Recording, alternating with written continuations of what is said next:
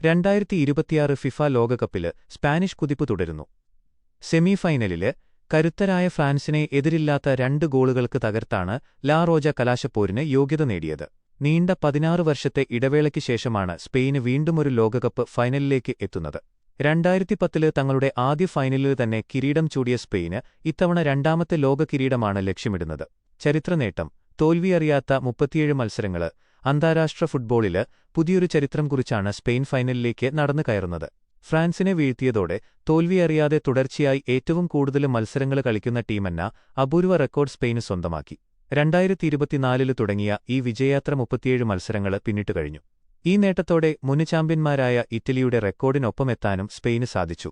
2018 മുതൽ 2021 വരെ 37 മത്സരങ്ങളില് തോൽവിയറിയാതെ നിന്ന ഇറ്റലിയുടെ റെക്കോർഡിനൊപ്പമാണ് സ്പെയിന് ഇപ്പോൾ ഇടം പിടിച്ചത്. അർജന്റീനയുടെ 36 മത്സരങ്ങള്, ബ്രസീലിന്റെ 35 മത്സരങ്ങള് റെക്കോർഡുകളെയാണ് സ്പെയിന് ഇതിനോടകം പിന്നിലാക്കിയത്. മത്സരത്തിലെ ഹൈലൈറ്റ്സ് ഡാലസ് സ്റ്റേഡിയത്തില് നടന്ന സെമി പോരാട്ടത്തില് സ്പെയിനിന്റെ ആധിപത്യമാണ് കണ്ടത്. 22-ാം മിനിറ്റില് ലഭിച്ച പെനാൽറ്റി ലക്ഷ്യത്തിലെത്തിച്ച് മൈക്കല് ഒയർസബാലാണ് സ്പെയിനിന് ആദ്യ ലീഡ് നൽകിയത്. മത്സരത്തിന്റെ തുടക്കത്തില് തന്നെ ഫ്രഞ്ച് പ്രതിരോധ നിരയിലെ വിള്ളലുകള് സ്പെയിന് മുതലെടുത്തു.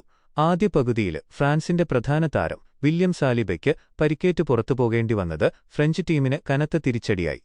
രണ്ടാം പകുതിയില് പെഡ്രോ പൊറോയിലൂടെ സ്പെയിന് 2ാം ഗോളും നേടിയതോടെ ജയം ഉറപ്പിച്ചു.